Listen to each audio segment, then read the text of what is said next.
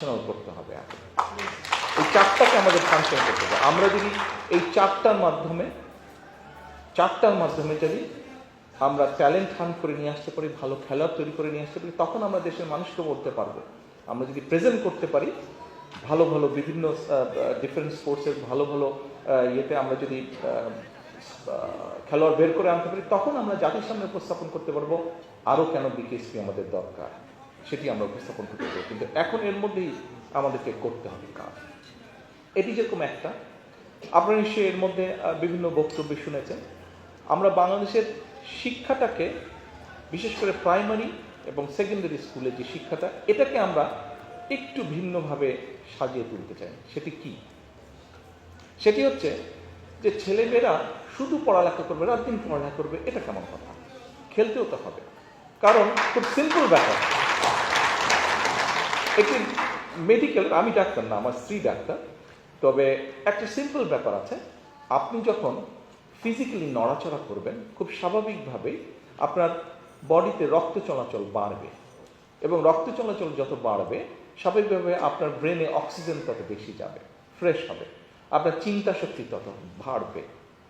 Oxygen যত বেশি মাথায় যাবে তত চিন্তা শক্তি বাড়বে।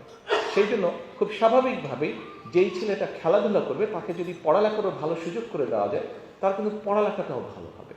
কাজেই পড়ালেখায় ভালো করতে হলে অবশ্যই খেলাধুলা করতে হবে, অবশ্যই খেলাধুলা করতে হবে। আমরা এখানে আজকে যারা আছি, আমরা এখানে যারা আজকে এই ঘরে উপস্থিত আছি, কম বেশি হয়তো অনেকদিন ধরে আমার মতন আপনারাও অনেকে লন্ডনে আছেন, বিভিন্নভাবে আপনারা আছেন। আমি কেন আছি কম বেশি আপনারা জানেন। যখন লন্ডন শহরের বিভিন্ন জায়গায় যাই, তখন একটা জিনিস দেখলে মাঝে মাঝে একটু কষ্টও লাগে। আপনারা নিশ্চয়ই খেয়াল করেছেন যে প্রতি পাড়াতে বা প্রতি এরিয়াতে সুন্দর সুন্দর মাঠ আছে, গ্রিন সবুজ মাঠ, দেখলেই মনে হয় মাঠের মধ্যে দৌড়াদৌড়ি শুরু করি। এবং অনেক মাঠ আছে যেগুলোর পাশে সুন্দর করে হয় আপনার বাস্কেটবল অথবা ভলিবল অথবা টেনিস কোর্ট অথবা বিভিন্ন রকম ব্যবস্থা করা আছে, বিভিন্ন স্পোর্টসের ব্যবস্থা করা আছে। দেখলে মাঝে মাঝে একটু হিংসা হয়, খারাপও লাগে। আচ্ছা ভাই, আমরা কেন এরকম করতে পারবো না?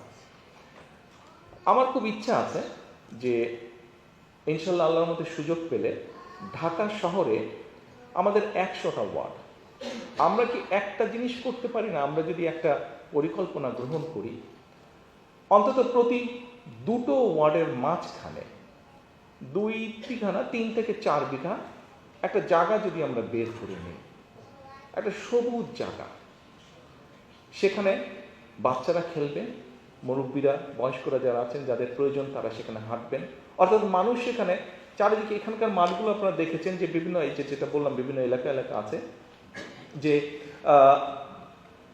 গাছ, মাঠগুলো সুন্দর মোটামুটি চারকোনা এবং চারদিকে বড় বড় গাছ লাগানো, অর্থাৎ ওখানে বুক ভরে শ্বাস নেওয়া যায়। ঠিক এরকম একটা চিন্তা আছে যে এখন যে আমরা ছেলেদেরকে বলছি, ছেলেমেয়েদেরকে বলছি যে খেলাধুলা করতে হবে, বাচ্চারা খেলবেই বা কোথায়? মাঠই তো নাই। তাতে আমাদেরকে মাঠ তৈরি করতে হবে, জায়গা দিতে হবে, খোলা জায়গা দিতে হবে যেখানে বাচ্চারা যাবে। আমরা অনেক সময় শুনি আত্মীয় স্বজন, বিভিন্ন পরিবার পরিজন বলে এই বাচ্চারা সারাদিন শুধু ফোন নিয়ে খেলছে। আরে ভাই, বাচ্চাদেরকে তো মাঠ করে দিতে হবে, তাহলেই ওরা খেলবে। মাঠের ব্যবস্থা নাই বলেই তো ওরা আজকে সারাক্ষণ ঘরে বসে আছে, সারাক্ষণ ইন্টারনেটের মধ্যে আছে। তো এরকম একটি চিন্তা ভাবনা আছে। যে কথাটি বলছিলাম যে স্কুলের সিলেবাসটাকে ঢেলে সাজাতে চাই। কেমন? আমাদের স্কুলে কম বেশি বিভিন্ন রকম সাবজেক্ট আছে, বাংলা আছে, ইংরেজি আছে, অঙ্ক আছে, বিজ্ঞান আছে, যেটাই হোক সাবজেক্ট আছে। প্রত্যেকটা সাবজেক্টে হয়তো কম বেশি মার্কিং থাকে। কত মার্কিং থাকে? 100 মার্কিং থাকে। এখন আমরা 100 মার্কিং থেকে কিছু কিছু মার্কিং বের করে আনতে চাই। অবশ্যই স্পেশালিস্ট আছে, ওনাদের সাথে আমরা আলাপ করবো, বাট আমাদের প্রাইমারি যে চিন্তাটা, এখন এই মার্কিংগুলো বের করে নিয়ে এসে আমরা বিভিন্ন জিনিস ওখানে ইন্ট্রোডিউস করতে চাই। যেমন ধরেন আপনি বাংলা ফার্স্ট পেপারে 100 মার্ক আছে।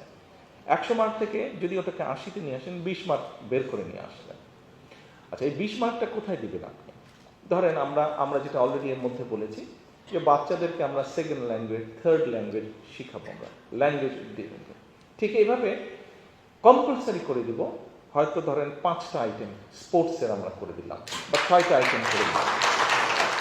যেই বাচ্চার যেটা পছন্দ সে সেই স্পোর্টস টানবে, কিন্তু স্পোর্টস ওকে করতেই হবে। It can be football, it can be basketball, it can be volleyball, it can be cricket, what ever it is, তাকে একটা স্পোর্টস করতেই হবে। ছেলেদের এবং মেয়েদের সবাইকে স্পোর্টস করতে হবে, কারণ ঘরে বসে রাখতে চাই না বাচ্চাদেরকে, তাদেরকে মাঠে খেলতে হবে। এবং ওখান থেকেই ওই যে বলছিলাম আমলের সাথে কথা, আমল বলছে ভাইয়া বাচ্চাদের ভিতর থেকে স্কুল লেভেল থেকে আমাদেরকে ট্যালেন্ট ফান্ড করে নিয়ে আসতে হবে। এটার লং টার্ম যেটা টার্গেট, আমাদের লং টার্ম যেটা আমি চিন্তা করছি, ধরেন আমরা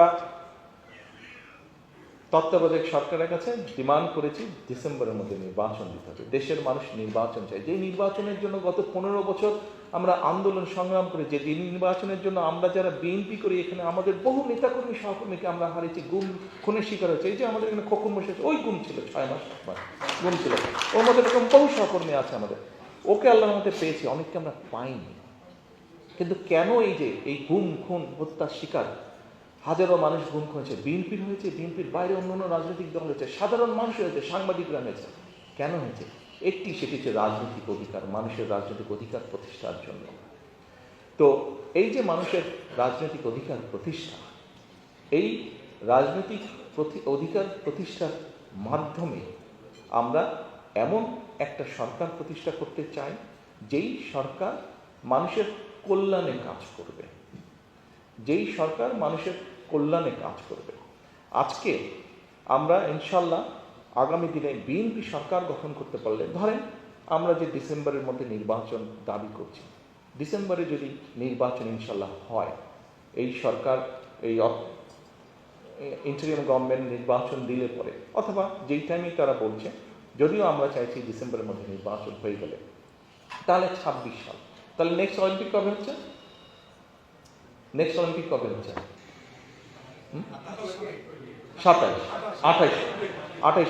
28-এ হয়তো আমরা পারবো, কিন্তু তারপরে আমাদের হাতে 4 বছর সময় থাকবে, 28 থেকে 30, তাহলে এইদিকে 2 বছর, ওইদিকে 4 বছর, 6 বছর। আমরা তো কয়েকটা স্পোর্টস বাছাই করে নিব, এই কয়েকটা স্পোর্টসে নেক্সট 6 বছর আমরা এমফেসাইজ দেবো, সব রকম ভাবে আমরা করবো, যাতে কিছুটা কিছু ওখান থেকে আমরা বের করে আসতে পারি। আরও এরকম ইন্টারন্যাশনাল যেগুলা গেম আছে, সেগুলাকে আমরা টার্গেট করব।